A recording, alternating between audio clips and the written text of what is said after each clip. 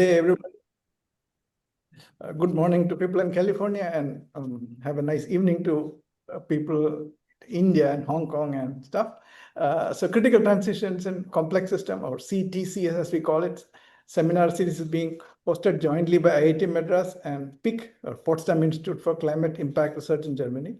The seminar series brings together experts from fields, a very diverse set of fields: climate science, fluid mechanics, neuroscience, ecology, etc., and aims to disseminate the state of the art in the prediction of critical transitions across this diverse field of study. It takes place every month, usually at the last Monday. Today, there's a special circumstance, so we are having it slightly early. Before I introduce the speaker, a few housekeeping notes. I request everyone to turn off their microphones and kindly use the Q&A box in Zoom to ask the speaker your questions. We'll answer the questions at the end. With that, let me introduce today's speaker. We are very happy to have Professor Jeff Mollis today speaking on controlling population of neural oscillators. He received his PhD in physics from University of California at Berkeley in 2000 and was a postdoctoral researcher in the program of applied and computational mathematics at Princeton University from 2000 to 2003. He joined the mechanical engineering department at UC Santa Barbara in 2003 and is currently chair of this department. He was also recently the chair of the program in dynamical neuroscience at UC Santa Barbara. Professor Mollis has been a recipient of a Sloan Research Fellowship in Mathematics and a NSF Career Award, and was program director of the SIAM activity group in dynamical systems from 2008 to 2009. Professor Mollis' current research includes applications of dynamical systems and control techniques to neuroscience, cardiac dynamics, collective behavior, and machine learning. And without any further delay, I will give the floor to Professor Mollis to speak about controlling population of neural oscillators. Thank you. The floor is great. Thank you for the introduction and also for the invitation. Good evening to many of you. It's morning here in California, about 8 a.m. So I'm happy to span the globe and the time zones as part of this talk. So this is a picture of UC Santa Barbara. I'm sitting in this building right here. I can almost see the ocean from my office, but I'll try to focus on the presentation here today. So the motivation for this work is Parkinson's disease, and it's estimated that this affects about 1 million people in the United States alone at an estimated cost of about $25 billion per year. And the symptoms of Parkinson's, the most familiar is the tremors, the shaking of the limbs, but there's other symptoms as well: postural instability, bradykinesia, which is slowness of movement, rigidity. And this seems to be associated with a pathological synchronization of neural activity in the motor control region. Now, there are two main ways of treating Parkinson's disease. The primary treatment is drug treatment, but I'm going to be focusing on this other treatment called deep brain stimulation. And here a neurosurgeon implants an electrode into the patient's brain, and the electrode is hooked up by a wire to a pacemaker implanted in their chest. The pacemaker generates an electrical stimulus, which is then injected into the brain tissue.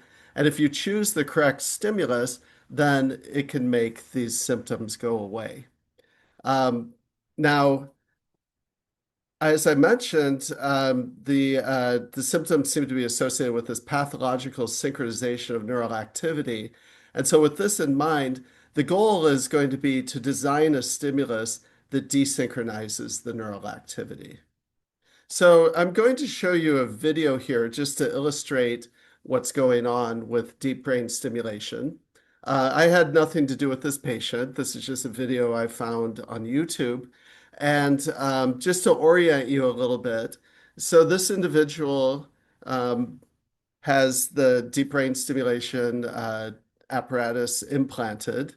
He's going to hold up a device to the screen, which first he shows that the stimulation is on. So he holds it up to the pacemaker, shows that it is on. Then he can use this device to turn off the stimulation, and you'll see that the symptoms come back very rapidly.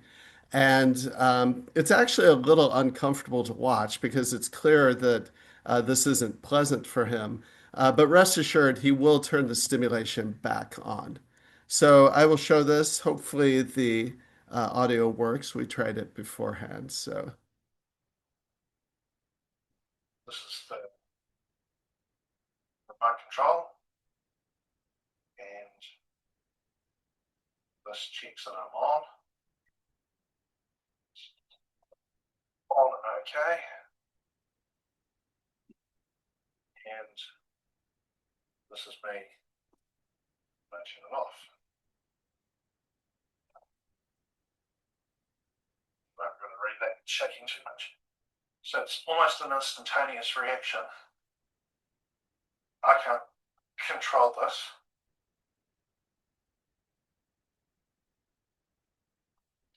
Shake some quality cocktails with the right. The left just looks like the royal wave. My voice is gone. It's harder for me to get words out and speak. I'm completely rigid. And if I tried to stand up, I'd fall. If anyone thinks I'm faking this, I'm not. I can't control the tremors and dyskinesia. The twisting in my neck is called dystonia and is really quite uncomfortable. So as you can see, the tremors are getting much worse and I'm in quite a bit of discomfort. And I'm about to drop the remote control, which will be fun because I won't be able to turn stuff back on.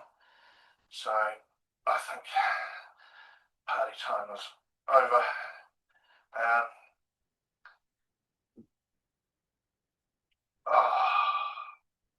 Almost automatically. Power comes back on.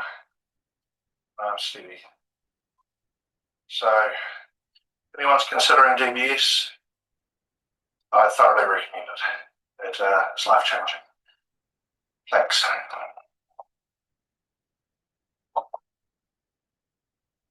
Okay, so I've watched this video many times, and I'm still always amazed when I do.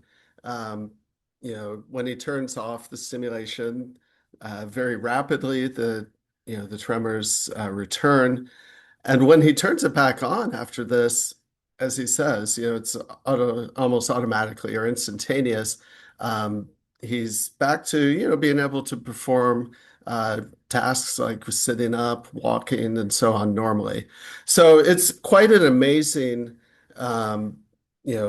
surgical procedure. You might say, well, obviously it works. What is there still to do with this? So, number one, it's not terribly well understood how it works, although it does seem to be associated with this desynchronization of the neural activity. But also, it turns out that the battery in the pacemaker runs out every 2 to 3 years.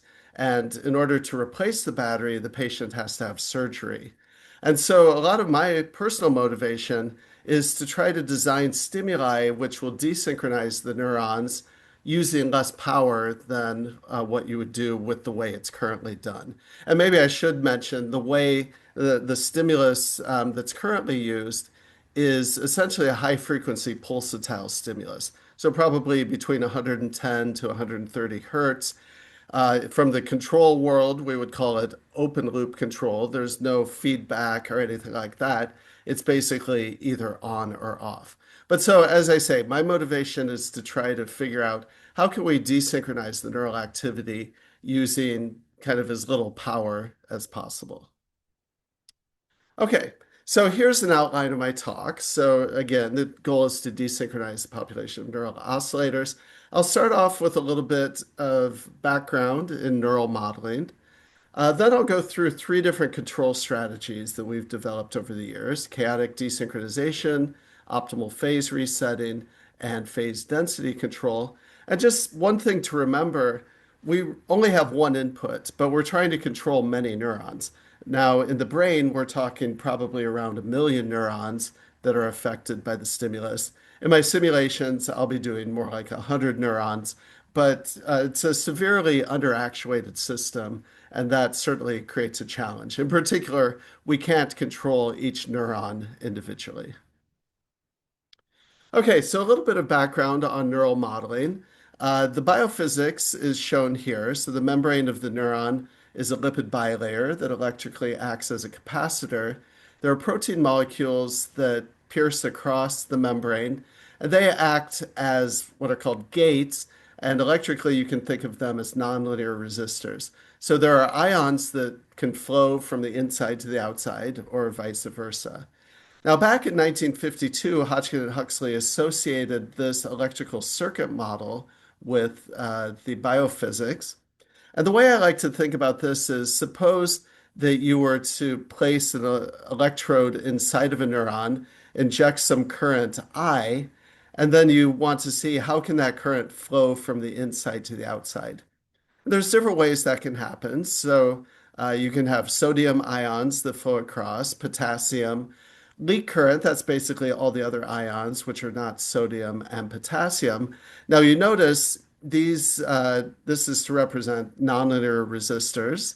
But then there's batteries here also. So these are ionic pumps that maintain concentration differences across the membrane.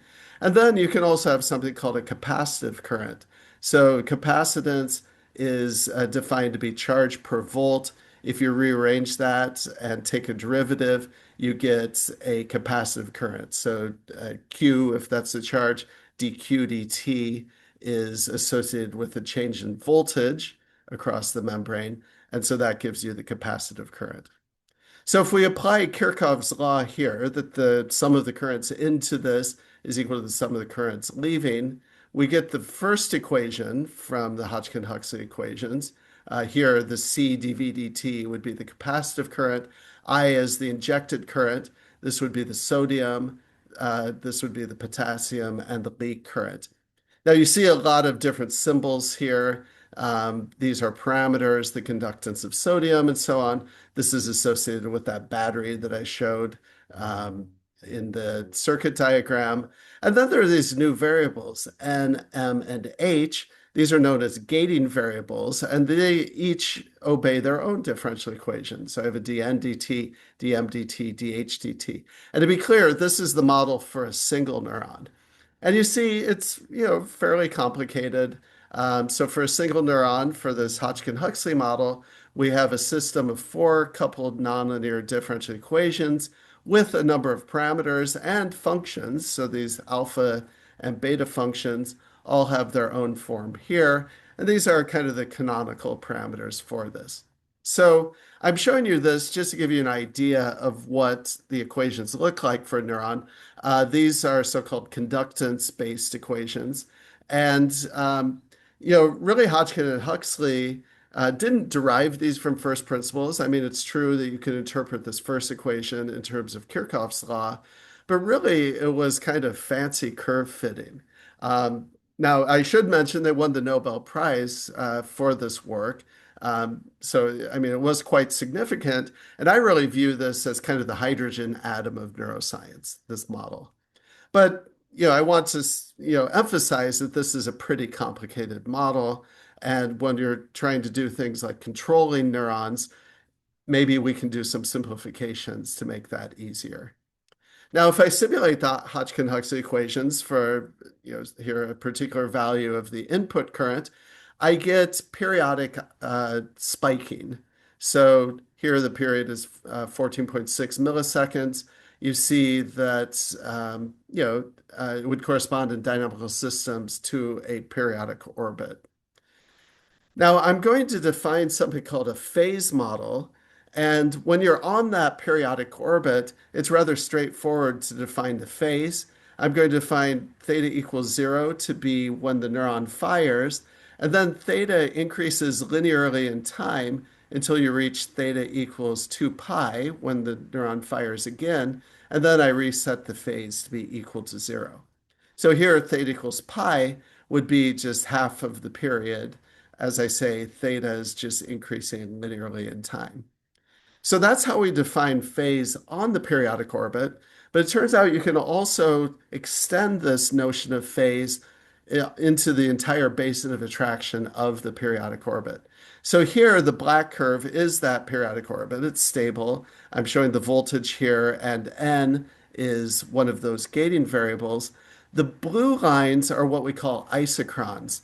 And the idea of isochrons is if you start with two initial conditions on the same isochron, integrate the trajectories forward in time, then those trajectories converge to each other. So you see, I'm starting with three different initial conditions on this isochron.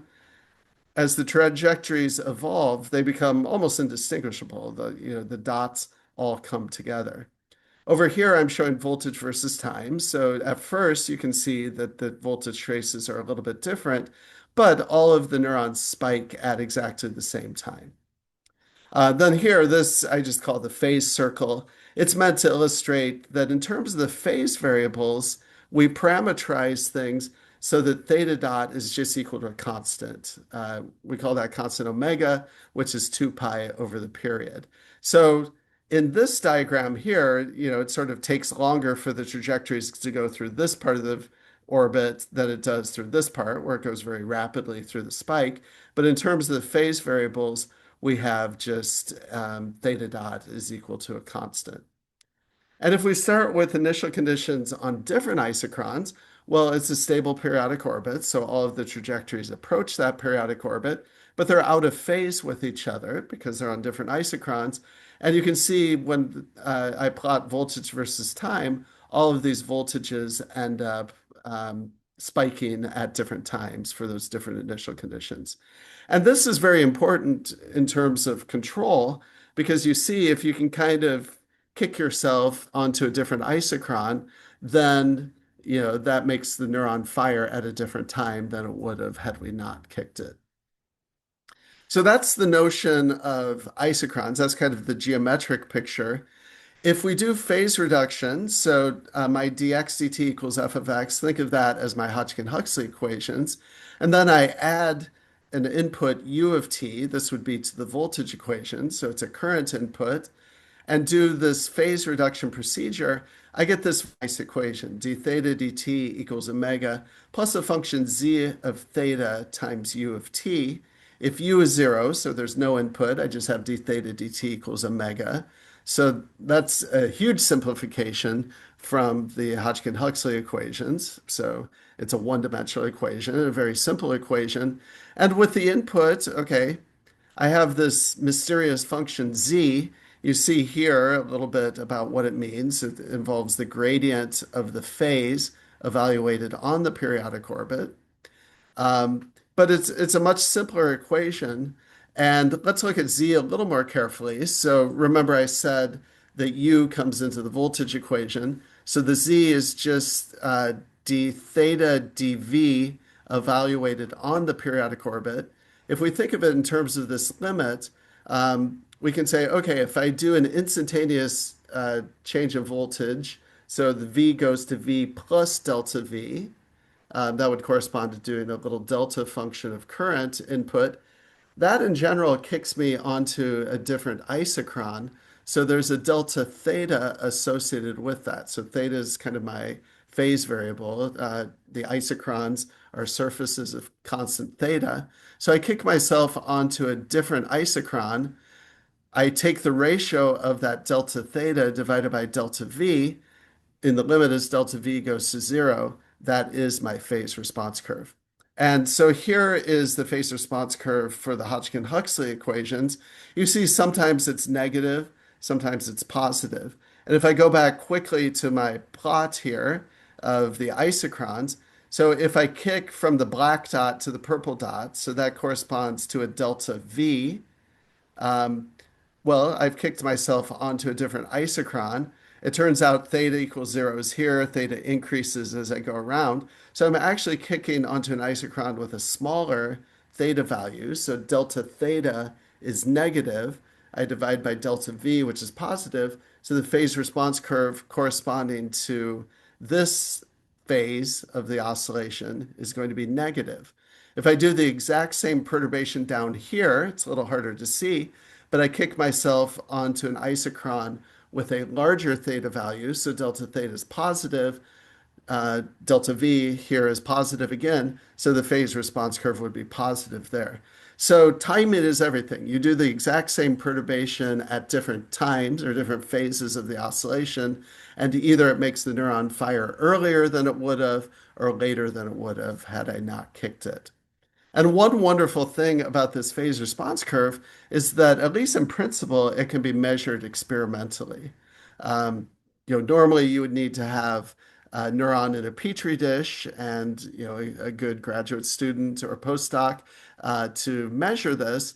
But there are some ways of trying to back it out from, doing different types of stimuli and doing some fitting and so on. So that's great because we've reduced our more complicated Hodgkin-Huxley style model to a very simple model with something that we can, in principle, at least measure experimentally. Okay, so that's my setup. So most of my control algorithms will be based in some way on these phase models. The first algorithm I'm going to talk about we called optimal chaotic desynchronization. So I think for this audience, you're probably pretty familiar with chaos theory. The beautiful hallmark of chaos is sensitive dependence on initial conditions. So if I start with two trajectories in phase space that have nearby initial conditions, if I have a positive Lyapunov exponent, the capital lambda here, then those trajectories diverge exponentially in time. So the way I'm going to be thinking about this from a control standpoint is I'm going to be thinking of these trajectories as kind of the phase of the oscillations. And so if I have two neurons that have similar phases to each other, I'm going to design a control input so that the phase difference between those has a positive Lyapunov exponent. And then what that means is that those phases are going to grow, well, the phase difference, sorry, is going to grow exponentially in time. Well, that will desynchronize the neurons. If the neurons have the same phase, they're synchronized, they fire at the same time. If we can force them to have phases different from each other, they're desynchronized, they fire at different times. So here's a little mathematics behind this. So this is basically the equation that I showed you from the phase reduction, but now I have a subscript I corresponding to, in this case, just two different neurons. So theta I is the phase of the ith neuron. These are identical neurons. They have the same omegas, the same frequencies, and they also have the same phase response curves, and crucially, they feel the same input. And that's part of the challenge. Remember, this is a very underactuated system. So I have two neurons that are identical to each other, feeling the same input. Normally, you would say, well, that means they're going to do the same thing, right? You're not going to get any sort of desynchronization. And in fact, if you choose just kind of a sinusoidal input or something like that, what you tend to get is entrainment, and that's also going to be synchronizing. So here, okay, so we start with this setup. I define phi to be the phase difference between the neurons, and just calculating d phi dt, the leading order term is z prime times u times phi.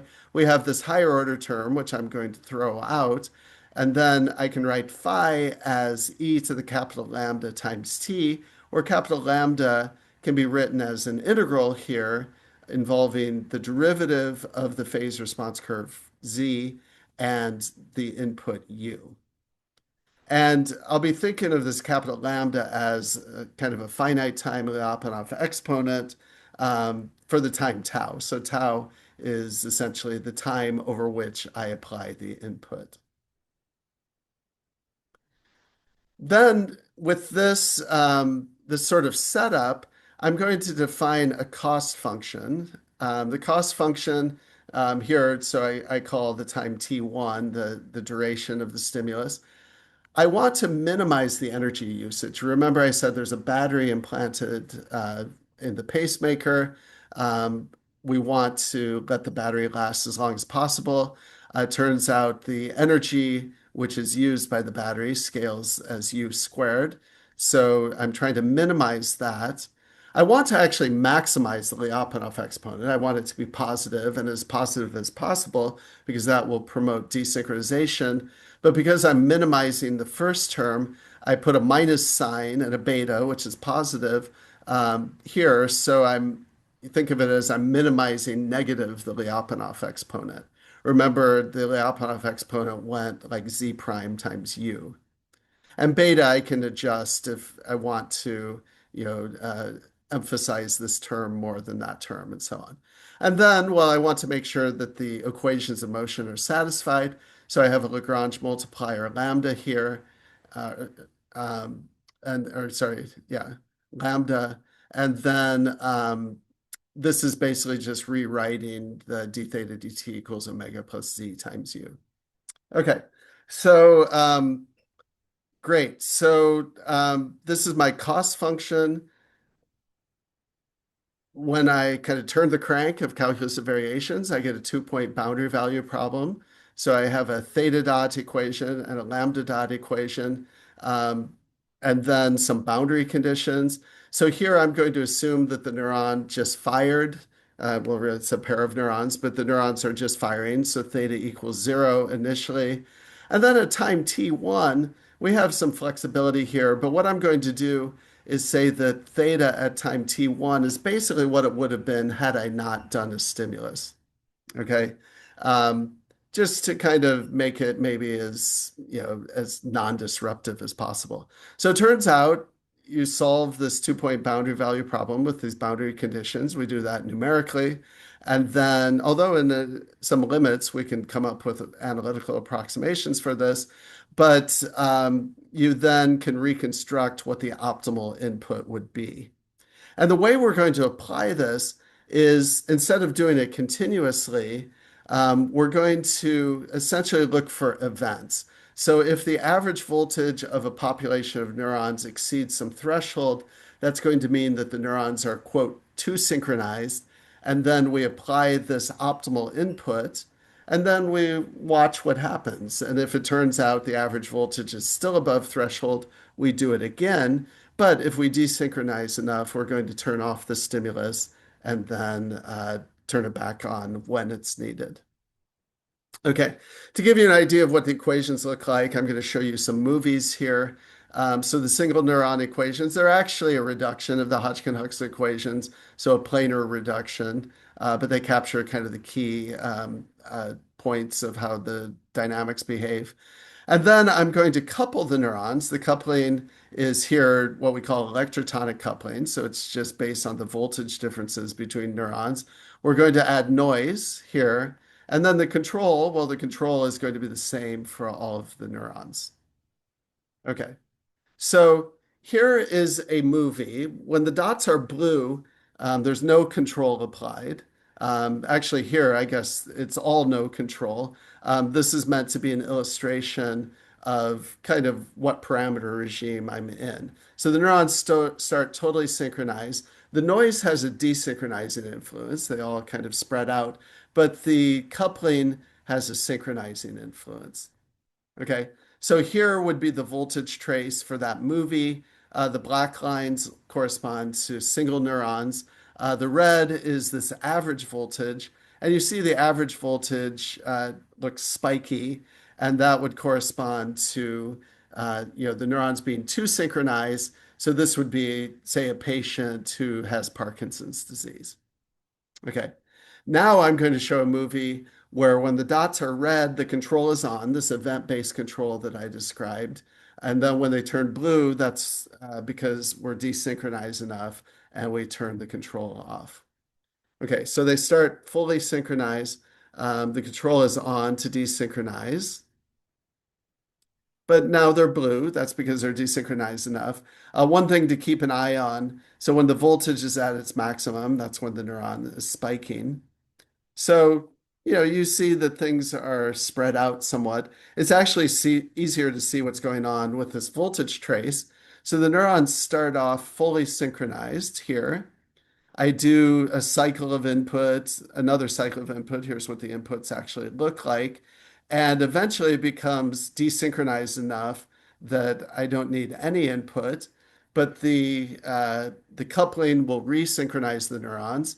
And so then I need to do more inputs here. Eventually I desynchronize enough. I can go for a long time without any inputs. But again, the coupling resynchronizes them and I turn the inputs back on. Now you'll notice I'm actually showing two different thresholds here, an on threshold and an off threshold. We played around with that a little bit in this paper from 2014. It turns out you could use the same threshold for both. And in some of the later work, that's what I do. But the idea is the same. If you're too synchronized, you turn on the stimulus. If you are desynchronized enough, you turn it off.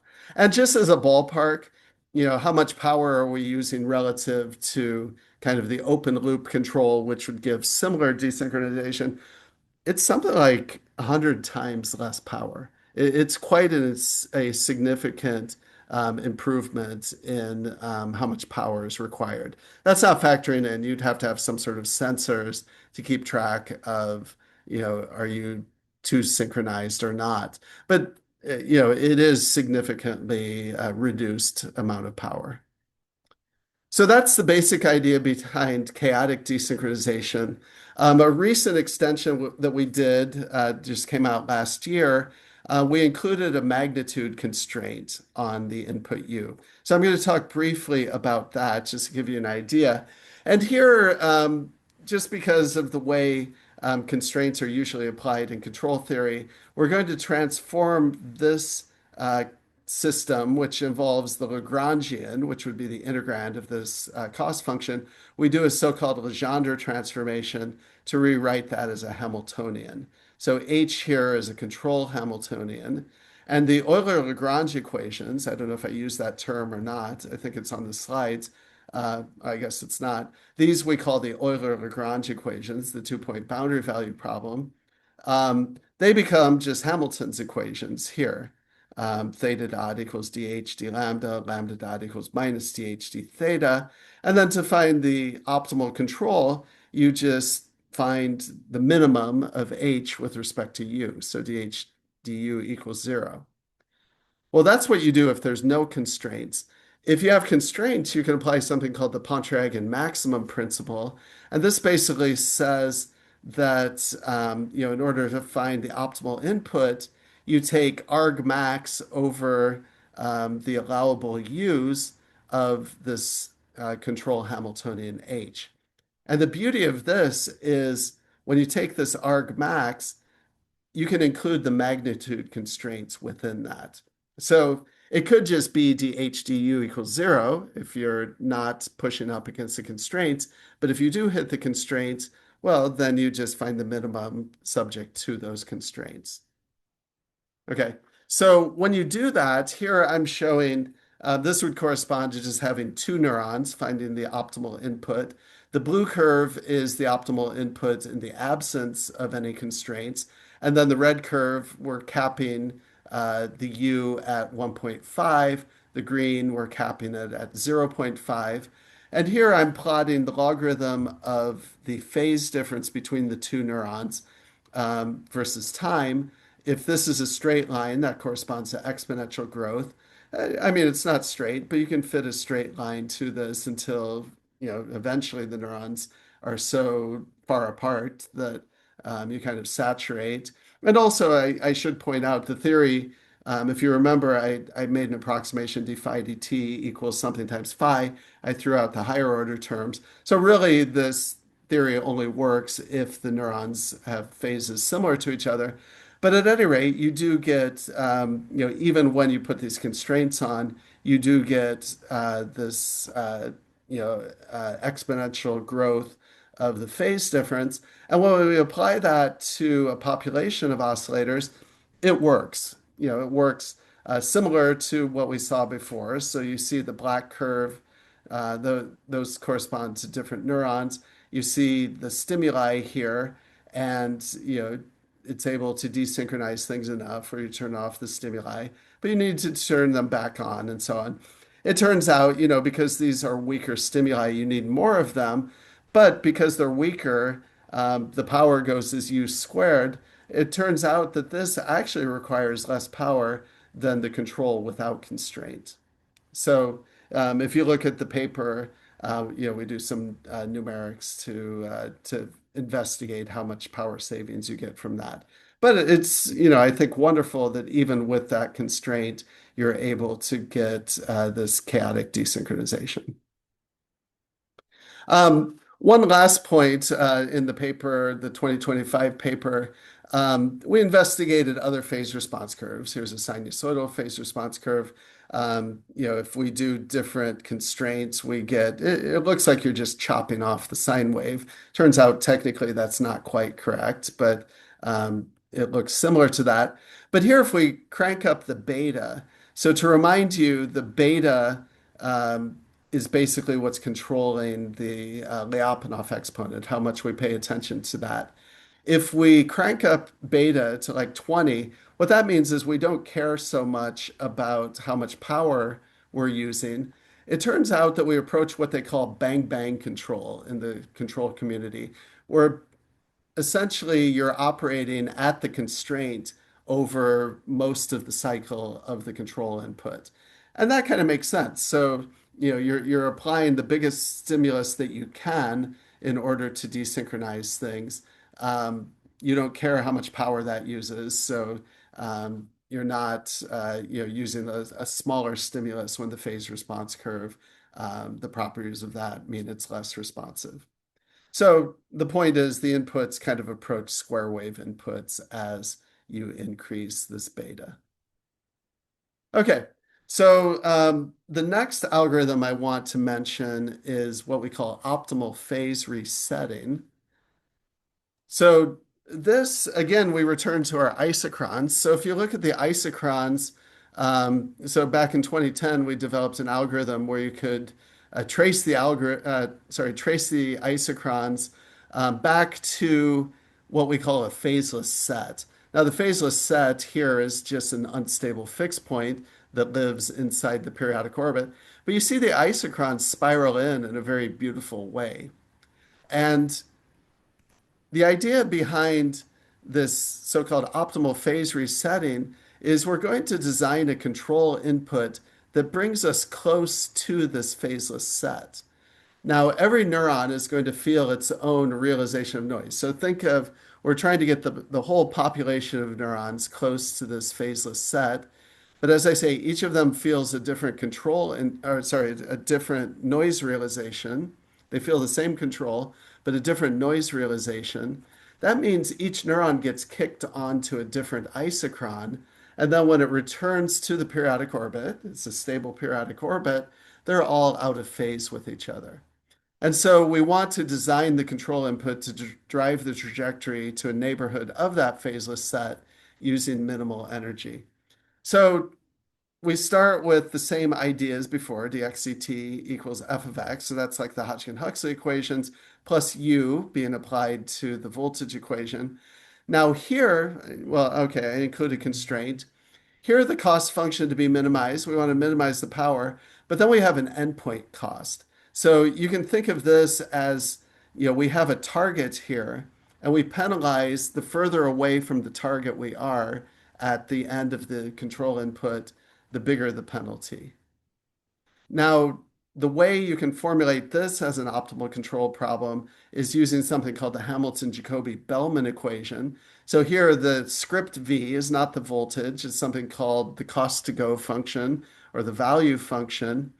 And it obeys this partial differential equation here, which involves a min. At first I thought that was kind of strange looking.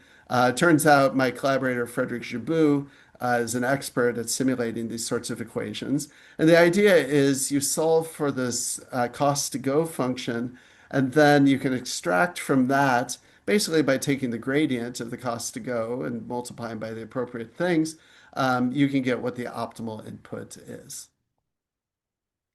So, back over a decade ago, we solved this problem where using this optimal input here, and you see it does reach, we said U max is equal to 10 for this calculation.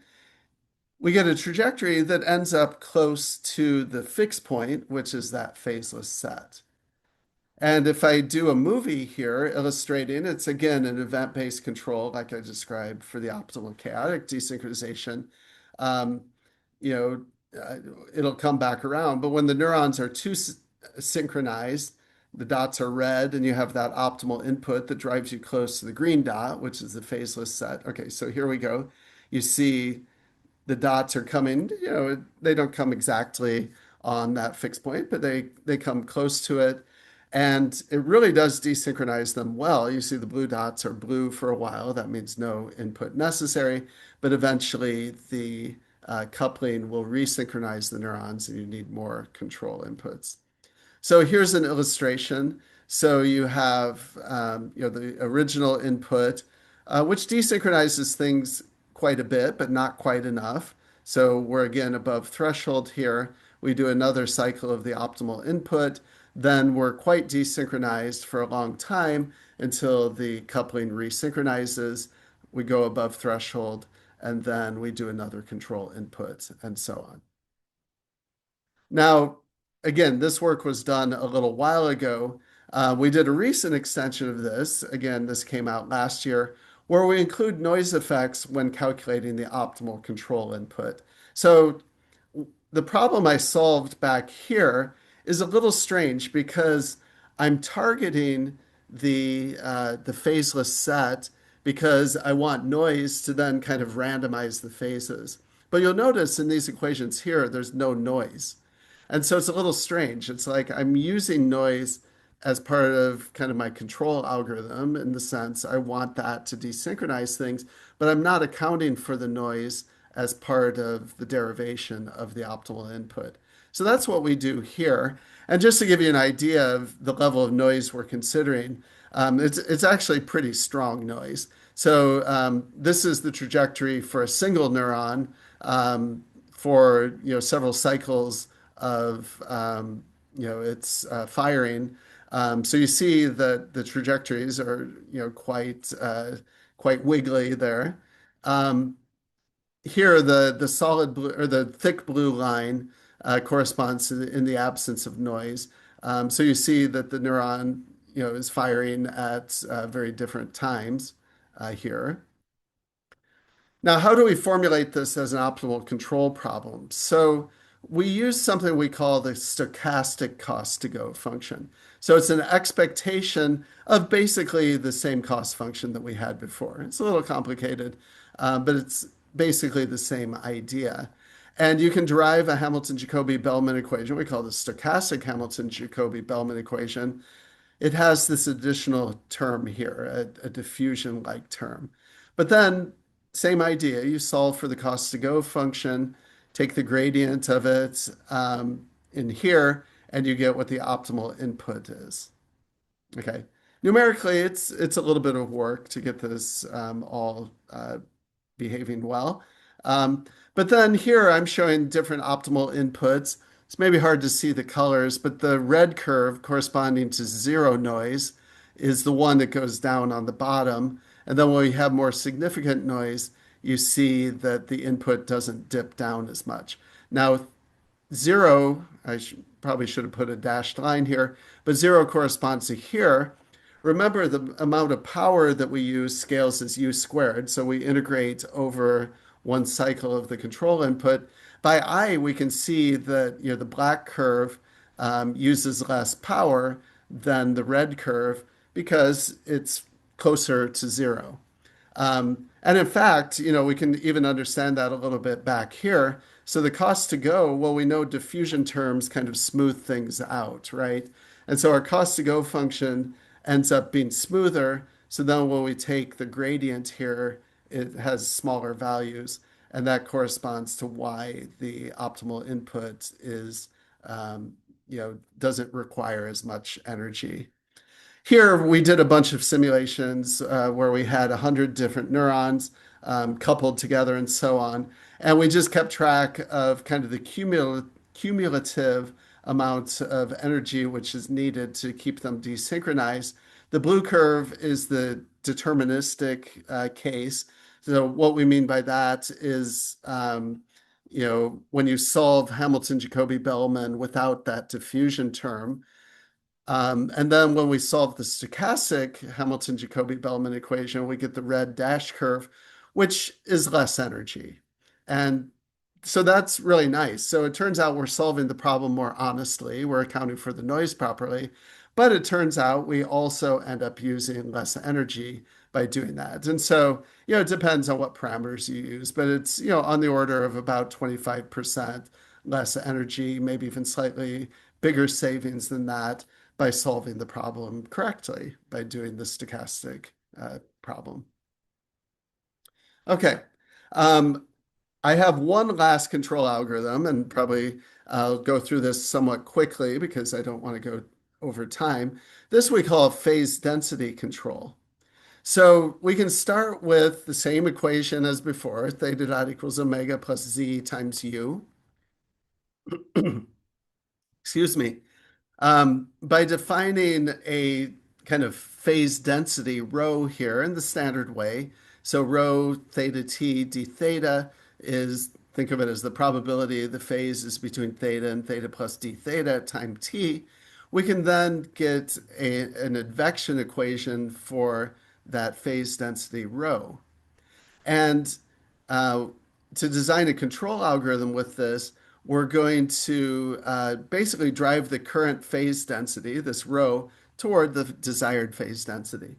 And here we're not really doing it as an optimal control. It's more, you might call it like a greedy algorithm where it's like, okay, at all points in time, we try to, choose a control which drives us closer to the desired distribution.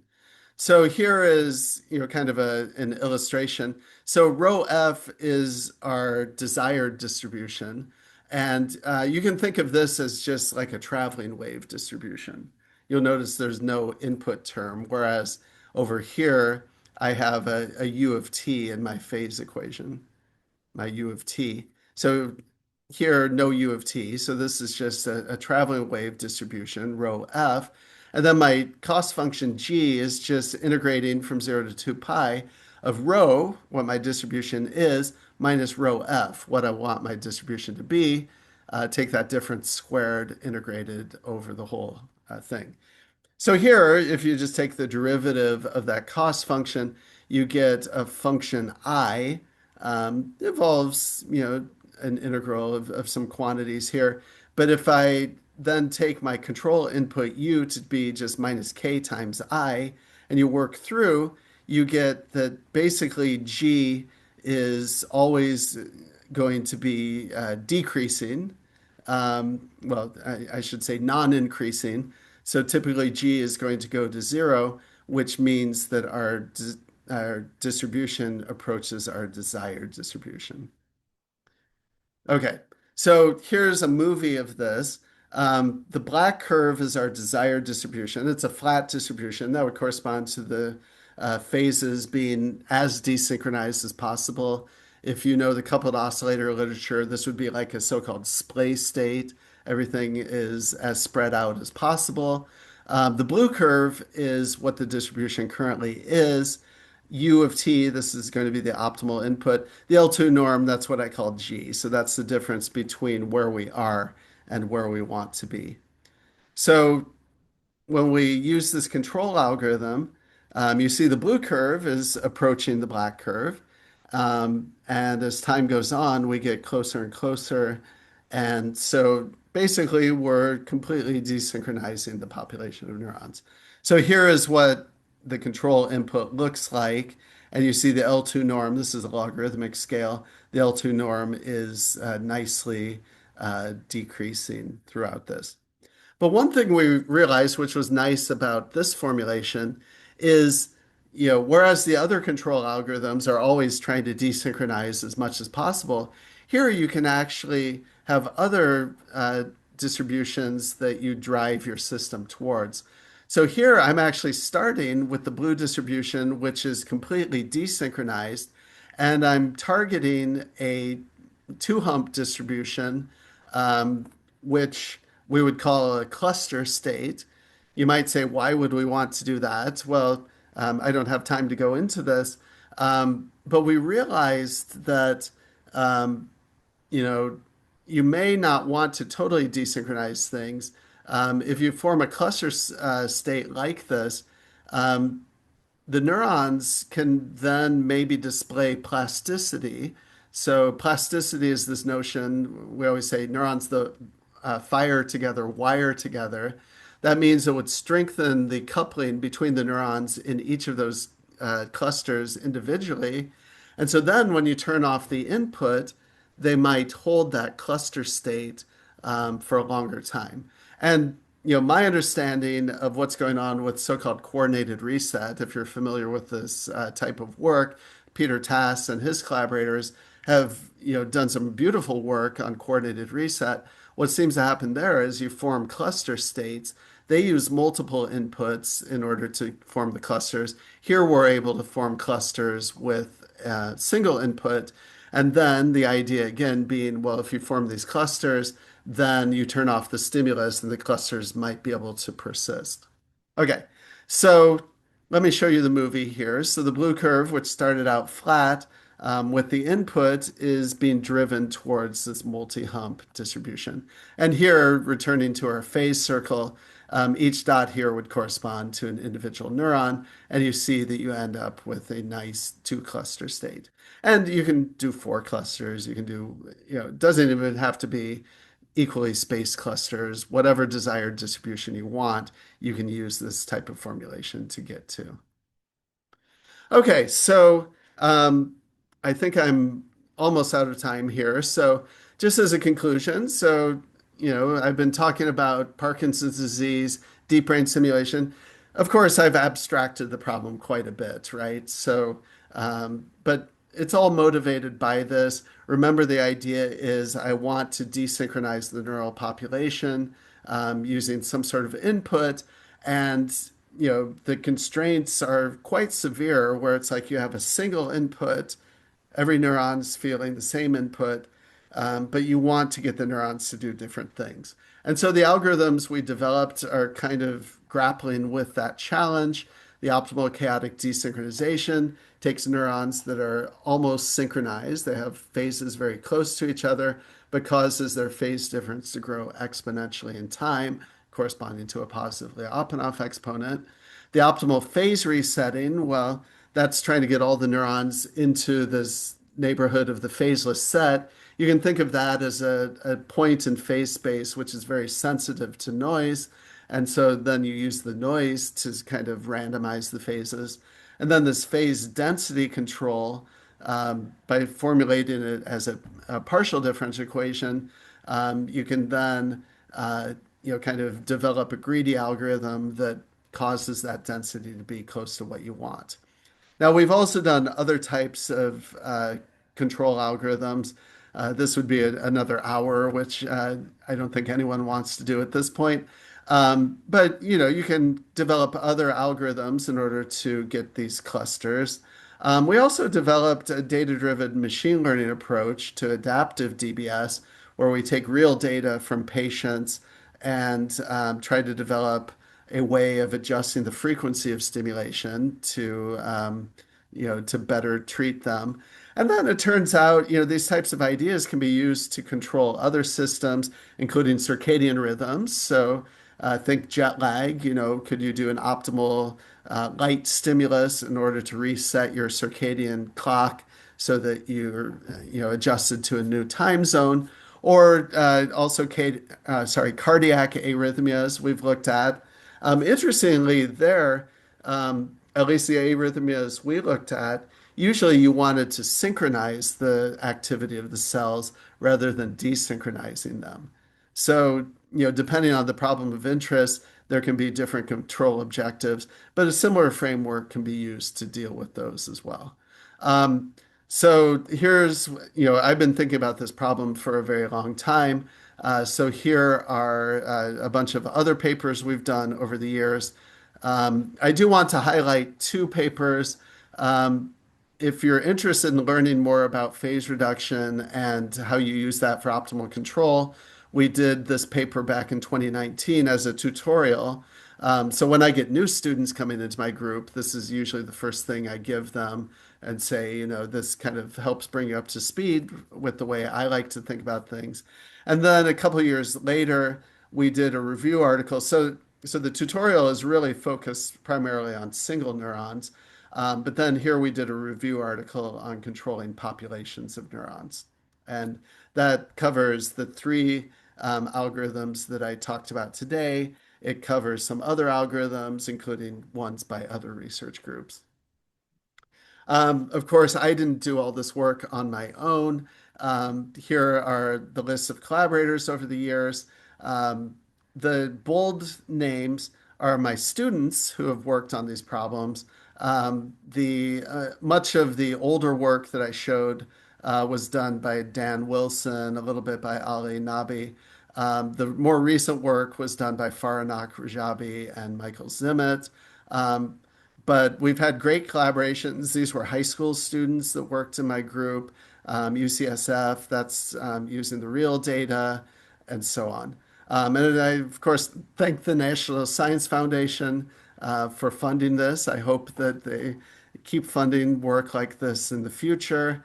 Um, Here, I don't know if I should show this or not, but I've been accused of doing brain control, so I decided to make a little slide of me as a mad scientist. Hopefully, the brain control I'm doing is actually useful to people. And with that, I thank you for your attention. I know for some of you, this is getting close to your bedtime, so thank you for sticking with me, and I'm happy to take questions. Thank you very much for this wonderful talk. There, I can see already there are a lot of questions in the Q&A box. Okay. Can you get to it yourself? Let me see if I can. It says Oh, Q&A. yeah, I can. Yeah. Okay. Okay, so I guess I'll go in order here. So the first question I see is deep stimulation acting on the thalamus. Um, in the movie that I showed, it's almost certainly being applied to something called the subthalamic nucleus. That's the most common target area for Parkinson's disease. But sometimes they do target the thalamus for something called essential tremor. I think thalamus is the main target area. It's interesting. I mean, there's a lot of trial and error associated with this done by the neurosurgeons. Of course, it's guided, right? They don't just randomly stick electrodes in the brain and stimulate and see what happens. So they know that, the thalamus, the subthalamic nucleus is involved with motor control. And so, they targeted those regions. So okay, the next question. So even though chemical synaptic transmission coupling provide is more common, what benefits does electrical coupling provide? So you can do this with synaptic coupling as well. For the paper, we did it with the so-called electrotonic coupling, just for simplicity. It's easier to model, it's easier to simulate. But we also did this with models for synaptic coupling, and it works as well. The key is really just, so when we derived the control algorithm, so thinking of like our optimal chaotic desynchronization algorithm, we derived it with no coupling. So, I didn't really emphasize that, but we had theta I dot equals omega plus z of theta I times u of t. There was no coupling term associated with that. And so this control algorithm works well when you have weak coupling. And in some sense, the control input kind of overwhelms the coupling. So it doesn't really matter if it's the electrotonic coupling or if it's the synaptic coupling. Now, if it's much more strongly coupled, then probably the algorithm would need to be rederived, taking that into account. And we haven't really done that much. I mean, we've played around a little bit with it, but I would say that's an interesting open problem, how to design control algorithms which would work when you have very strong coupling. And you could choose either strong electrical coupling or synaptic coupling. One other thing about the electrotonic coupling, I have to rewind over a decade why we made that decision. I think it was also because it very clearly would be a synchronizing influence. And when you have the chemical synaptic coupling, it depends. It can be either synchronizing or desynchronizing, depending on the properties of the coupling. And so, to kind of keep it clean, we chose the electrotonic. The next question I see, how can you generate noise and what type of noise do we generate? So the brain is a noisy place, no doubt. And there are, probably PhD dissertations written on what the best way is to model noise in the brain. We took the simplest sort of idea, which is just white noise, and that's pretty common in neuroscience to use. Um, you know, in principle, I mean, you can ask where's the noise coming from? Typically, I think of it as all the other neural activity that's just taking place, which maybe it's not neurons directly coupled to each other, but there's just noise because all the neurons are firing and doing their own thing and so on. We haven't investigated a lot different types of noise, but um, I think the same ideas would mostly apply even with, say, colored noise or Poisson noise. So if we think back to the optimal phase resetting, we were using the noise to kick us onto different isochrons. In some sense, you know, different types of noise would still have a similar effect. They would kick you onto different isochrons, and so therefore you would presumably, randomize the phases that way. Now, when we did the stochastic Hamilton-Jacobi-Bellman equation, that was using white noise. And so that's why we got a nice diffusion term. It might be interesting to see if you did other types of noise. I like Poisson noise. It's not always the easiest to simulate, but it feels kind of like a neuroscience sort of thing. It's like the probability that a neuron fires, saying that's proportional to the duration of interval that you consider, that would correspond to kind of a Poisson style noise. I kind of like the feel of that.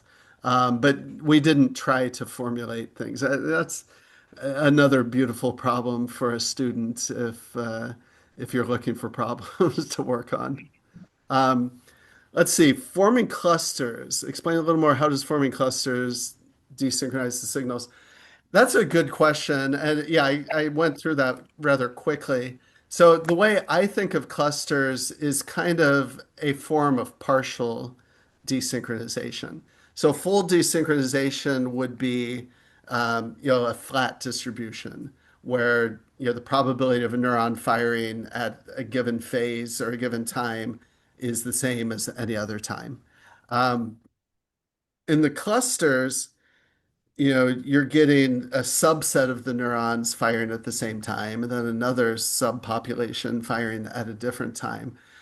So it's not synchronized. Synchronized would be all of the clusters firing at the same time. Now, two clusters, that's not an extreme desynchronization, but imagine you have four clusters equally spaced and phased. So you have, 25% of the neurons firing at one time, 25% at another time, and so on. Well, that may be enough desynchronization to alleviate the tremors, for example. And I mentioned coordinated reset by Peter Tass and his collaborators. They typically target four clusters, and have even done some clinical work with patients where they apply this algorithm, and I find this work absolutely fascinating. So they stimulate and then they turn off the stimulus, and the patient is still able to function properly for a long time, even when the stimulus is completely off. And normally that doesn't happen. Remember the video I showed at the beginning? When he turned the stimulus off, almost immediately the tremors came back. Now, the difference between what we did and what Peter Tass's group did, we did this with one stimulus, or we're able to form the clusters with a single stimulus, whereas they had the multiple stimuli. Does that matter? I don't know, because now technology is getting better and you can do that. But the subthalamic nucleus is a very small region of the brain. And when they implant an electrode, they need to use sub-millimeter scale precision. And to fit four stimuli or four electrodes with sub-millimeter precision would be very tricky. Whereas a single electrode, that's not easy by any means. There's a reason neurosurgeons are paid well, but it might be easier. So I think that's, another fascinating direction that one could continue pushing, incorporating. We did a little bit along this line, but incorporating in your cost function something to do with plasticity, where it's like, okay, in the short term, we're trying to desynchronize the neurons, maybe by forming clusters, but in the long term, we're trying to enhance plasticity so that when we turn off the stimulus, the patient continues to get the benefit. So I would say, some interesting work's been done along those lines, but there's definitely more to do. Um, Next question. Algorithms that have been applied to patients with Parkinson's. Um, yeah, so the algorithms I talked about today have not been directly applied to patients with Parkinson's. I would love to be involved with the collaboration to do that. The group at UC San Francisco, that was the intention. But in the end, we went in more of a machine learning direction because the algorithms, needed some information like phase response curves and so on that they weren't set up to be able to measure. And so we tried to use the sort of information that they were able to give us, which was something called the local field potentials, very noisy. The paper on that, it should have been published a long time ago, but the student graduated, so we're still trying to get that out. But yeah, I think as much as I see the power in things like machine learning, I think there's also a place for the style of work I talked about today, which is, developed based on more of an understanding of the dynamics, the phase response curve, and so on. And probably the best will be taking, some understanding and some machine learning, putting them all together. But yeah, unfortunately, the algorithms have not been used in real patients. It's tough to crack into that world, I'll be honest, because the things they do now do work. And there's some risk involved if you start trying different algorithms and so on. But if anyone out there is interested in kind of pursuing that direction, I'd be happy. I will say some of our related algorithms have been used in animal models. So in rats, um, the let's see, which algorithm was used. Well, one of the algorithms, I'd have to go back and look. I wasn't involved with the work, but they did apply some of these ideas to brain slices from rats, and it did work in those models. So let's see, how do we validate whether a neural model actually reflects real brain activity? That's a wonderful question, and that's a difficult question to answer. Um, but I think that certainly, you know, different models have been validated in different ways. So, I mentioned we have this collaborator who is working with rats, and we were able to develop our models and solve for the optimal inputs and so on. And then they were able to apply it to the real, brain slices from rats and showed that it worked as desired. I think that even though we assume a lot of information in our models and so on, we do try to keep it as things that can be measured. And so, at least in principle, if you remember, I said the phase response curve can be measured experimentally. So, if you could, I mean, here's a crazy idea that I'll throw out there, but maybe in a few years will be possible. So, it's possible from adult patients to harvest what we call stem cells. And stem cells can be kind of directed to uh, become cardiac cells or brain cells.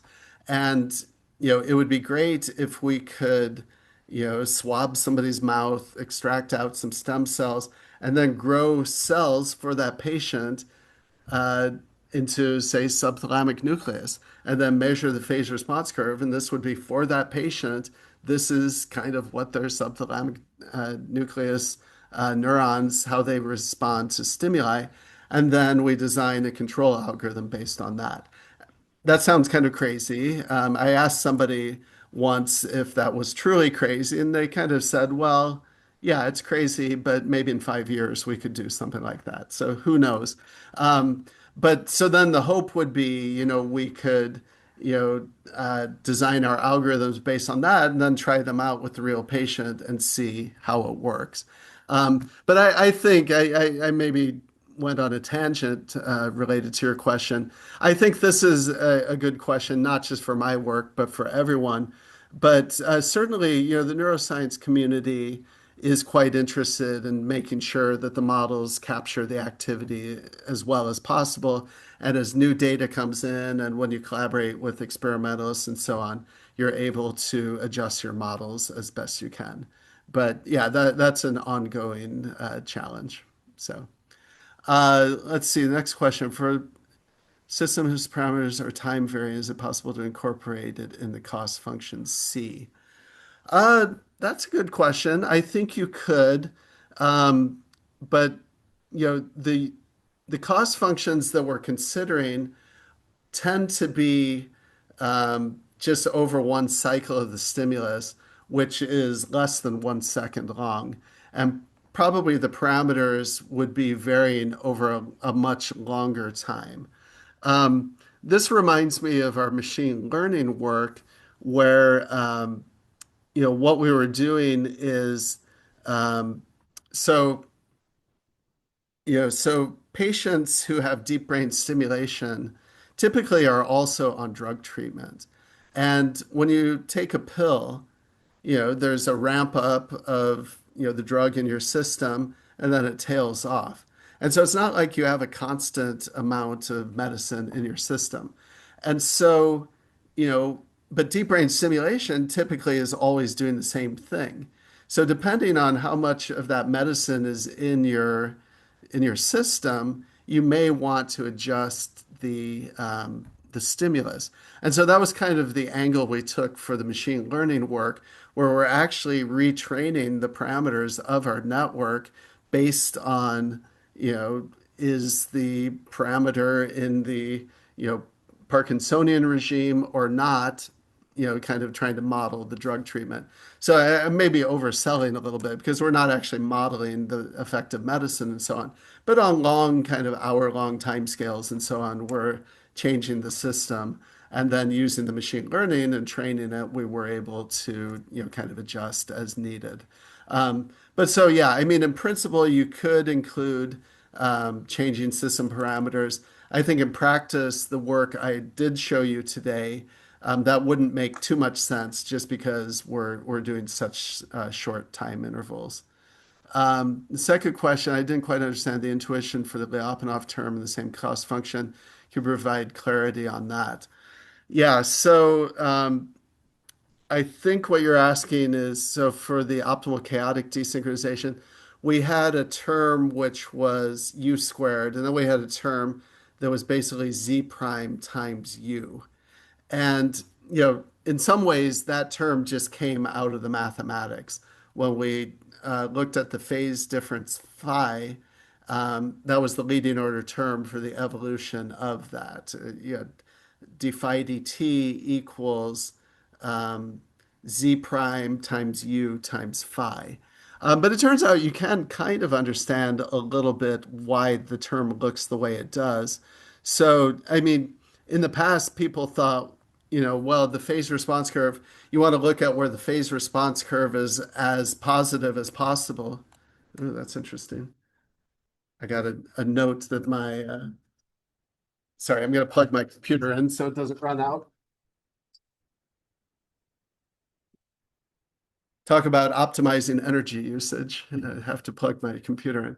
So, sorry. So I was saying, when you look at the phase response curve, you might say, oh, you want to stimulate where Z is the most positive because that's where the neuron is most responsive. But the thing is, imagine, and this is where it'd be nice if I had a chalkboard, but where the phase response curve reaches its local maximum, it's almost flat. And so if you look at, two different neurons with almost the same theta value there, they feel almost exactly the same stimulus. So basically they both respond the same way. When the derivative is at its maximum value, then one neuron and another neuron actually get spread out as much as possible. Or if you do it the wrong way, they get kicked together as closely as possible. And so it turns out, from those sorts of arguments, you can say, oh, well, that's why the derivative of the phase response curve is the relevant thing in the cost function, as opposed to the the phase response curve itself. So I think I don't know if I explained that well or not, but I think the intuition comes from considering just doing like an individual kick to the neurons, where you kick them both with the same input. And it turns out where the derivative is, let me see if I get this correct. So I have a minus z prime that I'm minimizing. So I maximize the positive z prime. So I think you want to kick it where the derivative is as positive as possible. And then one neuron kind of, gets spread out more than the other one. So. Anyway, hopefully that gives a little bit of intuition about that. Um, let's see, another question. I worked on chaos and synchronization of clinical experience with PD. Wonderful. So feel free to reach out with me, and I'd be happy to talk about what you've done in the past, and maybe if we have any interesting new projects we could think about. And that goes for everybody. I mean, if there are people that are interested in this, as far as potential collaborations or just learning more, please feel free to reach out, and I'd be happy to start a discussion. So that's what I see in the Q&A. I see in the chat, but it looks like that's just kind of other types of messages. Professor So, Ambika, you have any questions? Yeah, I would like to have a few clarifications. Very nice yeah, talk, Professor sure. Mellis. Very Thank good you. talk. But one question I have is, do we have any understanding about the nature of the transition to desynchronization? On what they depend, especially you talked about cluster formation. So I was wondering what controls the transition, nature of the transition to desynchronization. Yeah. Well, I guess it depends. And you're saying from my algorithms or Yes. in other types of algorithms? Yes. In your Um, algorithm, for example. Yeah. Yeah. So I mean the chaotic desynchronization, it really is that exponential divergence of the trajectories in the phase coordinates. And it's important to emphasize it really is in those phase coordinates. So it's not really chaos in the sense, when we think of Lorentz, we're kind of thinking, the trajectories are going around these kind of butterfly wings and you kick yourself, away from that and so on. Here it's always in that phase direction where we're separating things apart. Um, so that's how it's happening there. In the optimal phase resetting, I mean, it really is just the effect of noise. But I think one could examine in more detail kind of the geometry of the isochrons and how things get spread out. Because it turns out, noise, I usually think of, it kind of creates a ball of initial conditions. But it turns out, this direction and this direction have different, kind of uh, uh, different, what am I trying to say? They kind of contract in different ways. And so the noise isn't really kind of uniform in a ball. But ultimately, I think it is just kind of that noise which separates things. We haven't looked a whole lot at, for the clustering, how that happens. But I guess you can kind of see a little bit. I don't know my if I go back to the movie, um, Okay. you can kind of see in the phase circle how things are spreading, but it's just kind of pushing you towards where you want to be. Mm. Um, And so I don't have any deep understanding, like, is it kind of exponentially approaching or something like that? We haven't really investigated that, but it does, I'll run the movie again. It does kind of nicely push you, but it's interesting. It does it in kind of a jerky way, right? You see that, these blue curves approach there. And I think probably what's happening with that is you're kind of uh, kicking the system when it's most responsive. And that's Okay. related to the phase response curve sort of argument as well. And so, if I run the movie again, um, you see it's kind of close to where when the neurons are close to 3 pi over 2, that's Yeah. when they get a nice kick and Mm. so on. If I go back to the phase response curve, way back here. It's all the same models that I talked about. Um, okay, I didn't label it in terms of pi, but 3 pi over 2 is somewhere in here. And so, I think that, in some sense, the inputs are coming at a time when the neuron is quite responsive. So it does occur in kind of a jerky fashion. And even when I look at, oh, sorry, look at here, so this was the optimal chaotic desynchronization. The desynchronization happens, at certain Mm. Right. times, and then nothing happens for a while. And Okay. so, I think the algorithm is automatically figuring out. So when the input is close to zero, um, it's like, well, the neurons aren't very responsive because of the phase response curve in that region. So nothing much is happening. But then it's much more responsive in this region, and that would correspond to when Mm. these big growths are happening. So, Mm. and that's one nice thing. I mean, this is very hand wavy at this point, but that's one nice thing also about using the phase models because you can usually go back to the phase response curve and understand why it behaved the way it did. Mm. I mentioned we can kind of come up with analytical approximations. In fact, I mean, this is kind of crazy at first glance, but it turns out the optimal input looks like Z prime. Mm. So, um, I mean, we can't really differentiate in our head that well, but to remind you, my Z looks like this. Okay, Yeah. so it goes down, it goes up, and so on. I didn't plot Z prime, but it turns out oops, I'm going the wrong way. It turns out it looks a lot like that input that I show. And so, yeah, you can actually demonstrate analytically that that would be the sort of phase response curve that you want, at least in a certain limit. And if you were to do the same control algorithm with, say, the full Hodgkin-Huxley equations, and you got Mm. the same answer, you'd have no idea why the answer looks the way it does. So by doing the phase reduction and interpreting in terms of the phase response curve, it gives you a little more hope of getting intuition about why it looks the way it does. So I don't know if that really answered your question, but I think um, I think I got some idea. Now, yeah, one more simple question from an application point of view. How do yeah, we make sure that this control is not affecting other desired synchronized activities of the brain? Is it yeah, because it is very short time? yeah. No, that's a great question. And another motivation for using as gentle of a stimulus as possible is because you don't want to affect other brain regions. And so, I mean, I think.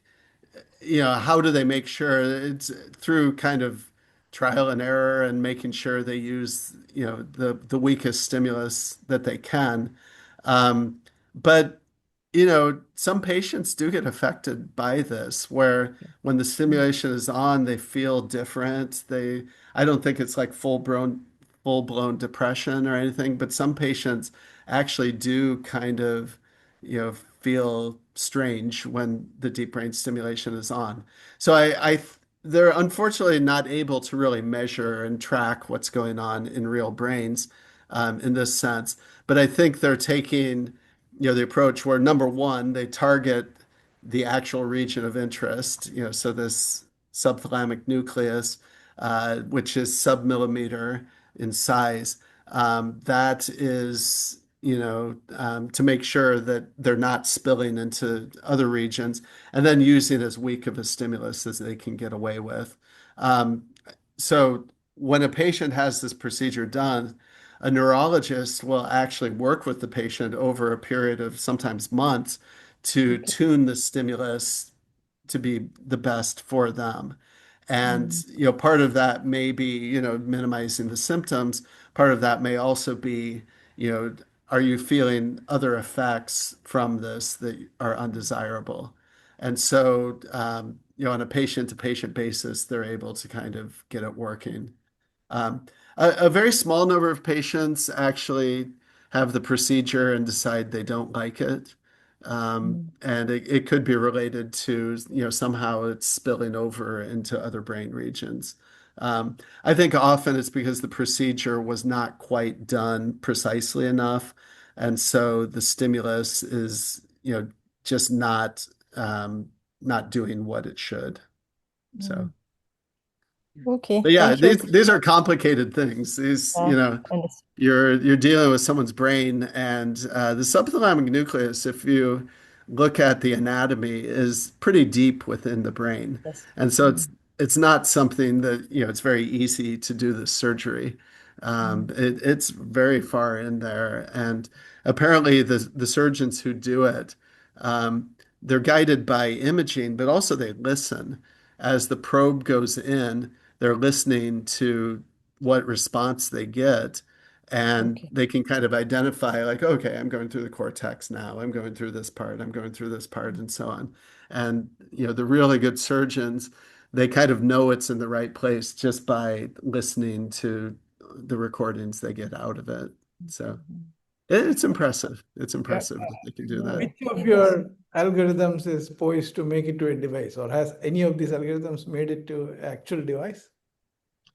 Not for human patients. I think it's interesting. I don't know which ones would be the most promising.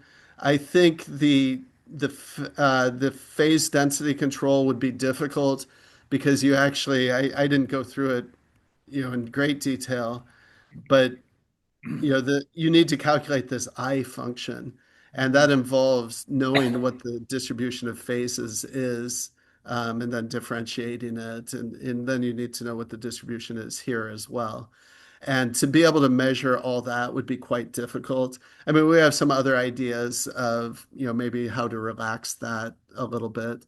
I think the optimal phase resetting and the optimal phase density control, in principle, those could be applied. Um, Mm. this one, the phase resetting is maybe the easiest one to implement, not necessarily in the optimal case, because that involves solving the equations and so on. But you could do it suboptimally. You just kick yourself at the right time with the right magnitude to the phaseless set. And so through trial and error, you could figure out how to do that. Um, so this is really based on, I probably should have mentioned, Art Winfrey, going back to the 60s and 70s, talked about phase resetting. And he did that in a non-optimal way, not for Parkinson's, but for circadian rhythms. Um, but yeah, basically through kind of trial and error, was able to figure out how to bring yourself to the phaseless set. I should also mention, to try to make it slightly more possible to um, be implemented. I mean, we designed our algorithms to be event based, where it's like, okay, if the average voltage crosses a threshold, you do the input. Um, they probably can't measure the average voltage as precisely as this. But really, all we need to know is, it looks like the neurons are all kind of firing at this time. So we don't need to track what the neurons are doing in between spikes. We only have to know what's happening when they spike. And, that is probably still too difficult for them to be able to measure. But, that was intentional on our part. Let's think of algorithms that kind of feel like, they're at least trying to take the problem seriously. Like, you don't know the state of every neuron at all times, especially you don't know the gating variables. I mean, these are kind of abstract variables that you couldn't even measure experimentally. But you can, detect when a neuron fires with the right setup. And so can you detect when, a bunch of neurons are firing at the same time? Yeah, that seems somewhat reasonable. So then, you would have pre-computed the stimulus to turn on when that happens. And then, based on that, you're able to hopefully desynchronize things. So, yeah, I don't think it's completely crazy to apply these algorithms to real patients, but I think a lot of additional work would need to happen. And, we have thoughts, the stimuli don't need to be this complicated. You can do other types of stimuli that maybe they're suboptimal, but easier to design an electrical circuit to give those stimuli. So yeah, I mean, maybe in 5 years we'll have a new talk where it's like, yeah, we have this beautiful collaboration with human patients and it works wonderfully.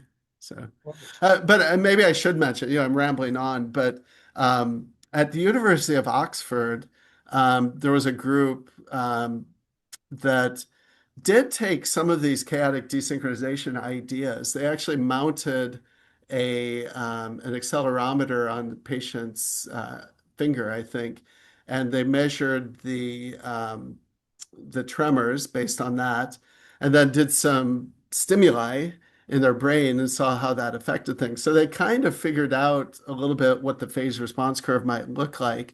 And then they kicked it when Z prime was positive. And for some patients, they found that helped. For other patients, it didn't seem to help. And so it's not clear if it really worked as desired or not. But that's another way of thinking about this, where yeah, maybe you're not even tracking what the brain is doing, but you're tracking more, what their tremors are doing. And then based on that, you might be able to apply similar ideas, like how do you kick it? You time it according to the phase of their tremor in order to kind of maximally desynchronize the activity. So, okay, thank you very much. So I think you had a lot of questions. Questions were more than your talk time, 45 minutes. yeah, no, that's fine. So, This is good for me. For you, it's late at night. So, but for me, I'm just revving up. Again, thank you for the wonderful talk. And thank you all for Yeah, joining. thank you everyone for listening. Bye. Bye. Bye.